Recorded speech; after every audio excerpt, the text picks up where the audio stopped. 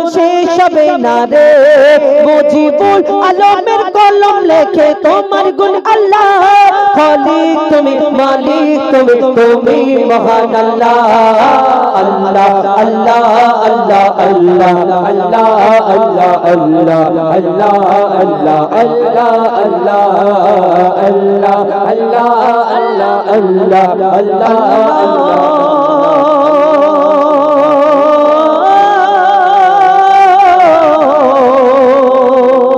আল্লাহ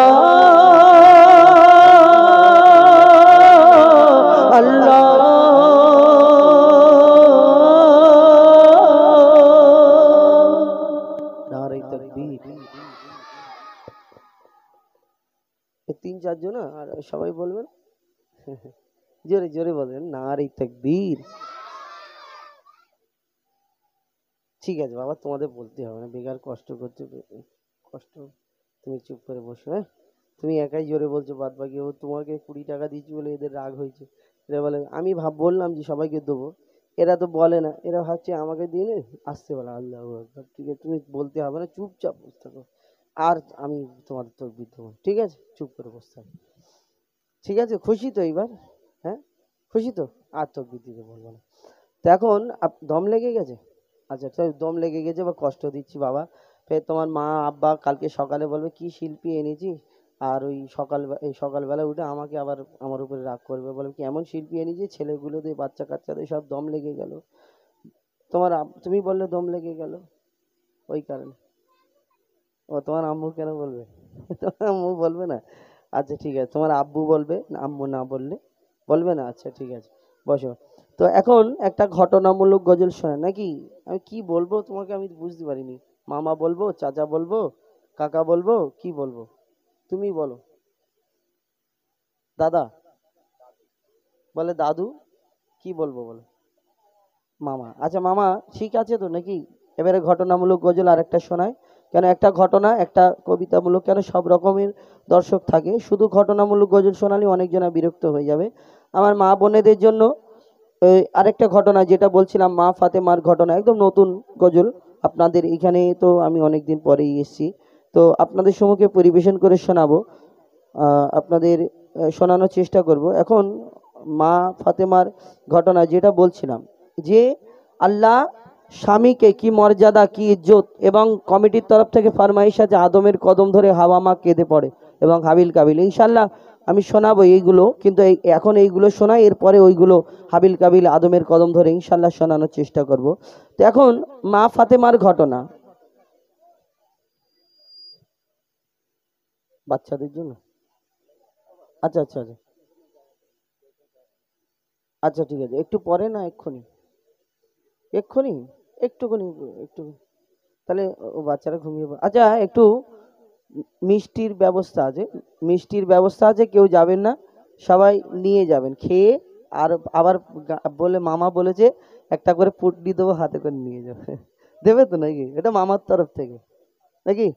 ঠিক আছে, তো মিষ্টির ব্যবস্থা আছে, সবাই বসবেন নিজের জায়গায়, যাবেন না। তো খুব ভালো কমিটি, অনেক জায়গায় কি হয় শুধু জলসার দিন বিরিয়ানিটির তাবারক দেয়, কিন্তু আজকে গজলের দিনেও দিয়েছে, আমাদের অনেক অনেক ধন্যবাদ। আমাদের কি বলবো, খুব ভালো কমিটির লোকজন, এবং আমি দুজনকে চিনি, আমাদের মামা আখের মামা আর আমাদের আলী নূর, তো এবং সকলকে আমাদের তরফ থেকে অনেক অনেক ধন্যবাদ। তো যেই ঘটনামূলক গজল বলছিলাম, এটা ইকো এমনি কন্টিনিউ রেখে দেবেন। তো এই যে ঘটনা বলছিলাম, যে স্বামীকে আল্লাহ কি মর্যাদা, কি ইজ্জত দিয়েছে, এই মা ফাতেমার জীবনী থেকে একটা ঘটনা তুলে ধরা। তো এই ঘটনা মন দিয়ে আমার মা বোনেদের অনুরোধ করব, যদি উঠে যাবার হয় এখন উঠে চলে যাবে, গল্প করবেন না। এই ঘটনা আপনাদের ফায়দার জন্য কবি ছন্দের মাধ্যমে তুলে ধরেছে। একটা সন্তান, আমি বেটা ছেলে, আমি পুরুষ, আমি যদি সারা জীবন বেঁচে থাকি, আমার মাটা সারা জীবন বেঁচে থাকে, আমি মায়ের খেদমত করবে,